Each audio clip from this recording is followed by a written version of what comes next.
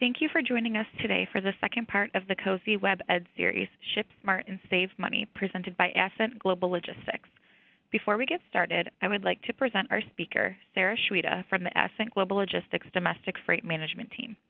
To ask Sarah questions throughout the presentation, please use the chat feature which is located on the right panel of the WebEx screen. Sarah, over to you.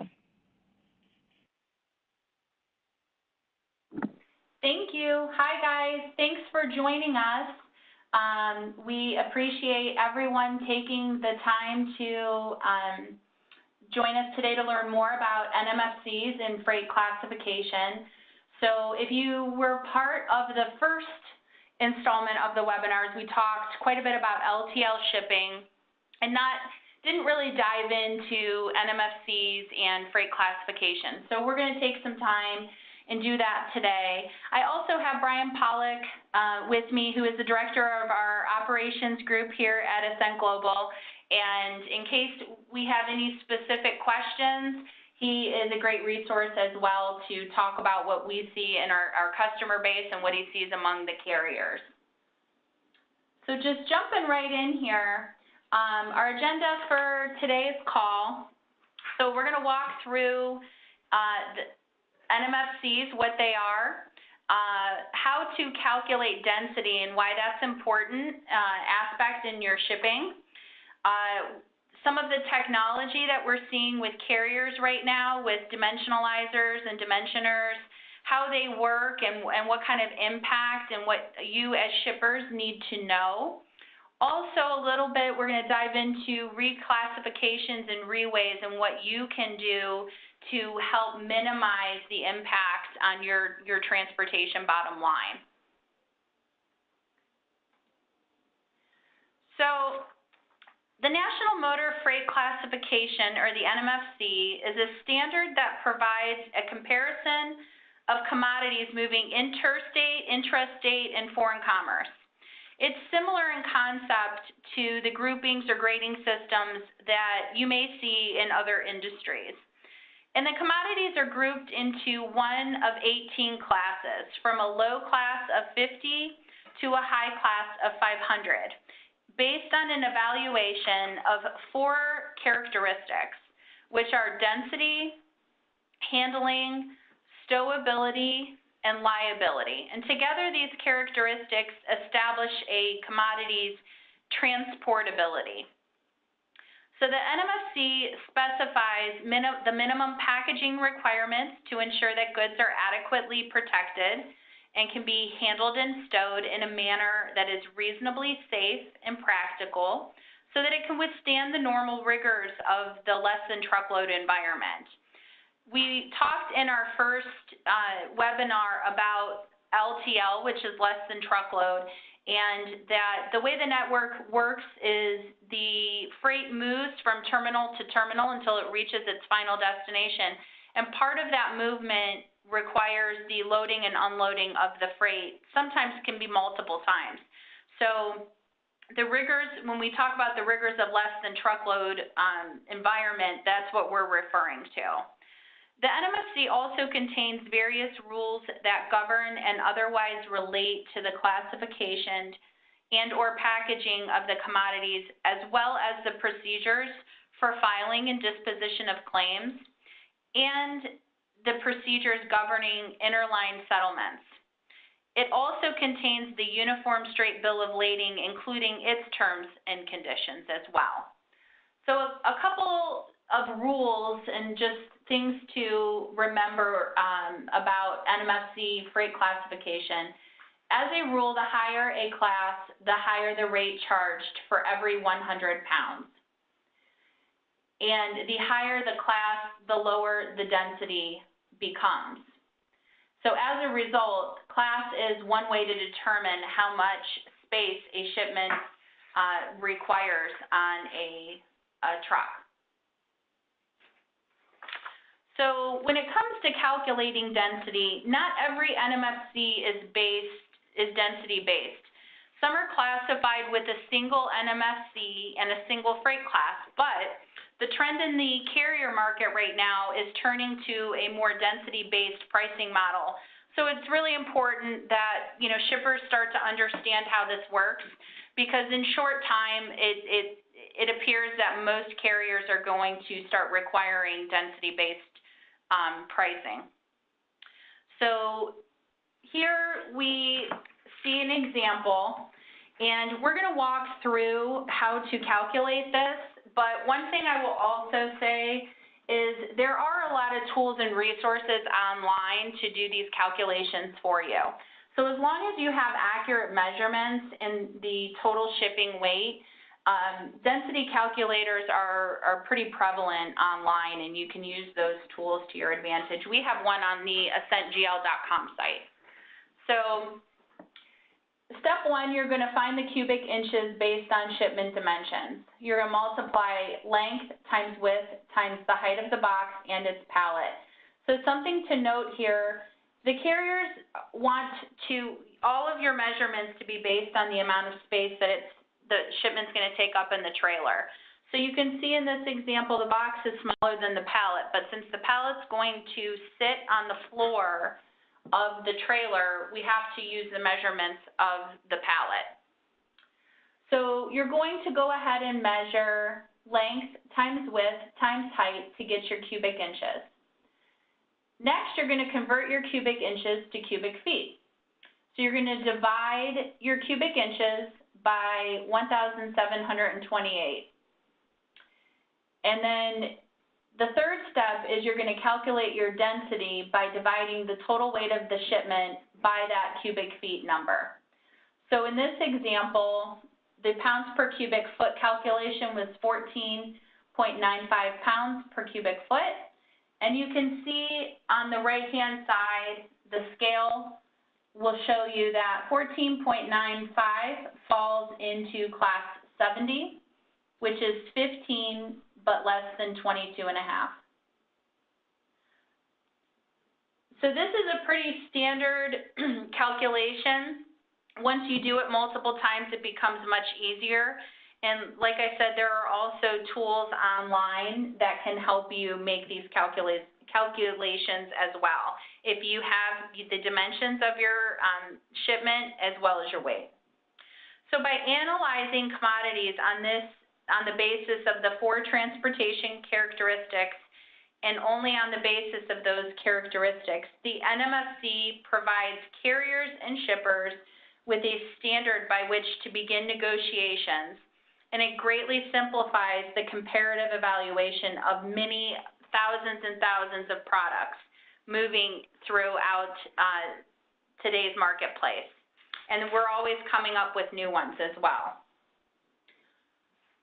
So just a visual on the next slide. So there's 2 shipments here, and both weigh 2,000 pounds.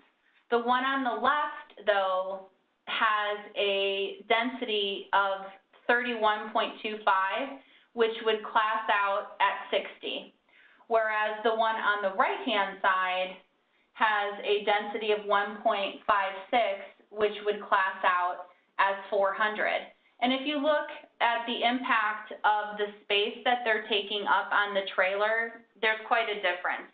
And so this is how the NMFC standardizes this for the carriers, because of course they want to maximize the number of shipments that they can get on their truck at any single time. So although other factors do contribute to class assignment, density is the most influential.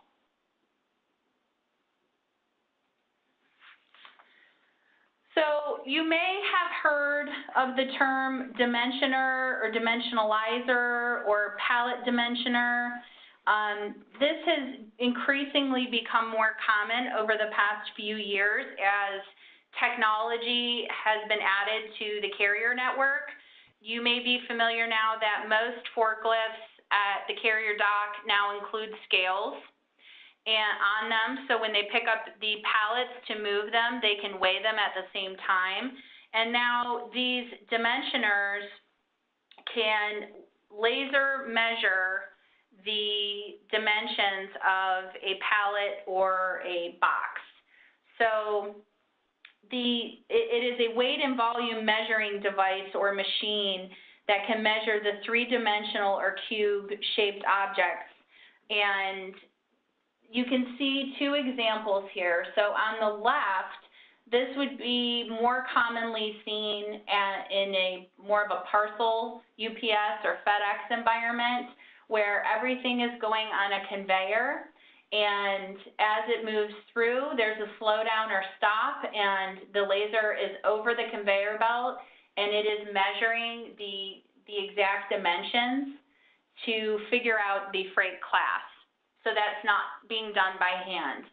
On the right-hand side, this is probably more common in the LTL carrier or freight carrier environment, and you can see that while that pallet is being scaled, over the top of it, it's taking a laser reading and it's measuring the exact measurements of that pallet. So one of the things you need to understand as a shipper, that carriers, as I mentioned, are increasingly moving from a weight-based and class-based pricing model to a more dimensional weight pricing model in an effort to collect revenue based on the space that the shipments are taking up on their trailers. So prior to this technology and being able to, use these types of tools, a pricing model like that would have been virtually impossible to implement. Measuring freight by hand, it just simply wasn't fast enough or accurate enough to keep up. And so unless the carriers identified gross negligence on the behalf of the shipper, they simply did not take the time or make the effort to do so. But today, these dimensioners allow carriers to measure and catalog thousands of shipments with pinpoint accuracy. So, one takeaway from this is that if you are part of the shipping community that does ballpark estimates or measurements of their palletized freight, you may have seen more rebills and reclassifications in your network, and this is one of the biggest factors contributing to that. Carriers, they simply did not do this before, and now they are. So if you are not measuring your own shipments before they go out and using that to help classify your freight, that is something that you may want to consider adding to your procedures. So with dimensioners in place, carriers are paying much closer attention to the accuracy provided by shippers. And, as a result, many of shippers, including some of our customers, are seeing an uptick in billing adjustments and freight reclassifications. So reclassifications and reways, just to talk a little bit about this, since this is a big pain point for many in the shipping community. So we see two visuals here. On the left-hand side shows that a skid is really actually too big for this shipment. And when a skid is much larger than the product, the carrier will take the dimensions of the skid and the height of the product, and that's what is used to, that density of those measurements is what's used to classify the freight.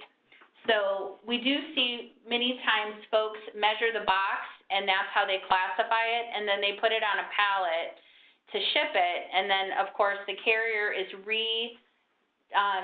reclassifying it based on the pallet dimensions, because really that's the space that you're paying for in the carrier's truck. On the right-hand side, we see kind of the opposite scenario where the product is too big for the pallet and overhangs the edges of the pallet. So the carrier will take the dimensions of the product and or skid from the following, from the farthest edge, and use that as the density to classify the freight. So using the right size skid for your product is important. You will pay just as much for the air you take up on a truck as you do the product space. And skids with mixed products can also flag carriers to inspect. So shippers must either itemize each by NMFC pieces and weight, or enter one line item using the highest class of all the products on the skid. So we have two questions actually. The first one, yes, this session is being recorded, and you will have an opportunity to have the recording in case you missed the beginning, like you mentioned here. The second question was, if I have a smaller box, is it better to put on a pallet that is bigger or ship it loose? So the simple answer is, as long as the shipment is packaged and adequate for LTL shipping, and it can, withstand the network that we talked about earlier, and it's properly labeled, you can go ahead and ship that loose. But you do need to make sure that, it's protected and properly packaged in order to do so.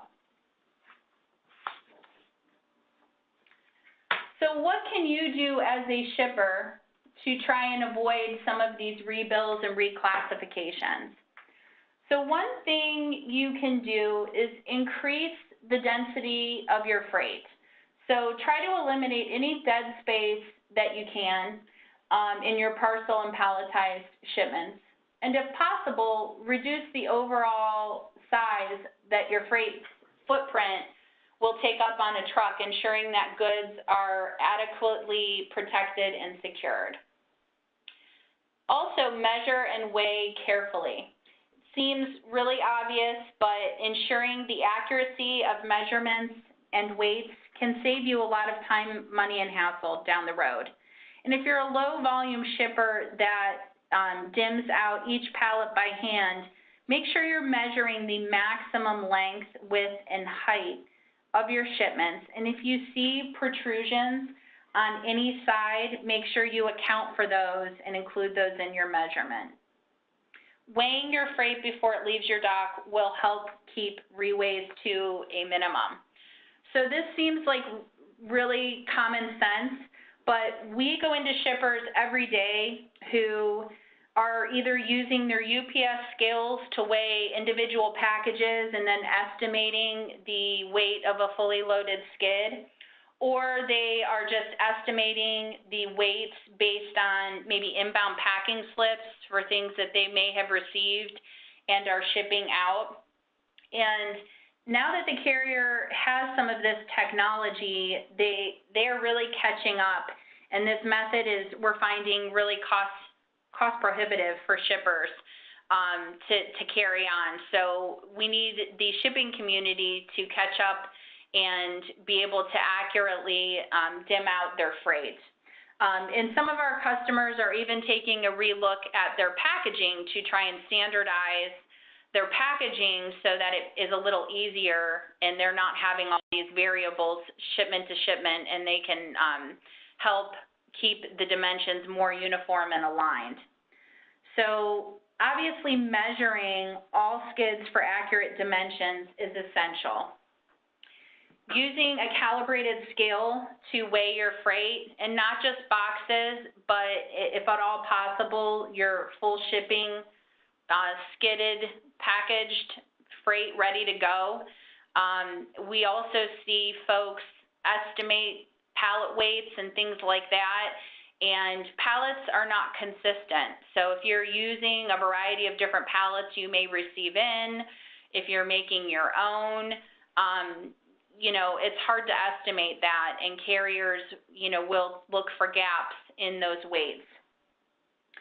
Ensure your product is packaged properly for transit. Remember, it could be transferred several times before it arrives at a destination. And some of our customers even take photos of their freight as it leaves the facilities, which could help in claims situations. So it used to be that, folks would have a camera down on the dock. Obviously, with cell phones, you don't need that anymore, and it's very easy for folks to snap pictures. you know, fully how it's packaged, what the labels look like, so on and so forth. So in the event that there was a claim situation, you have your backup already ready to go. So I do have one other question that came through. What should I do when I have a rebill and I don't think it's valid?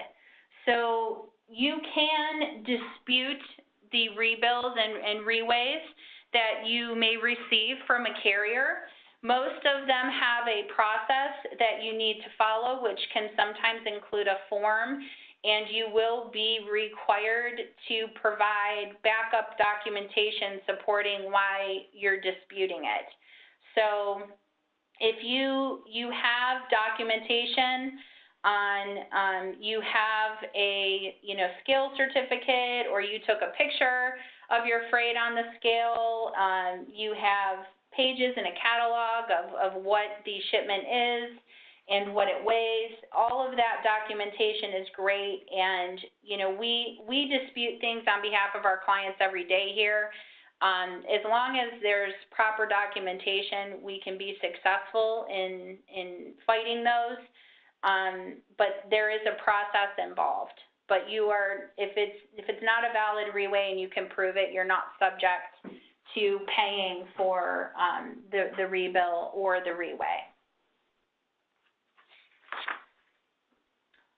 Okay, that is the information I have. If anybody has any additional questions, you can go ahead and submit them. Otherwise, I just wanted to make a quick note on the third and final webinar in our series. Aaron Brott from Marisol International and Ascent Global Logistics Company will be walking through the basics of international freight forwarding, covering, you know, terminology, paperwork, and best practices. So if anybody is interested in that, please visit COSE.org and sign up today. That will be happening about a month from today, Wednesday, November 15th at 11 a.m. Thanks, everybody, for jumping on.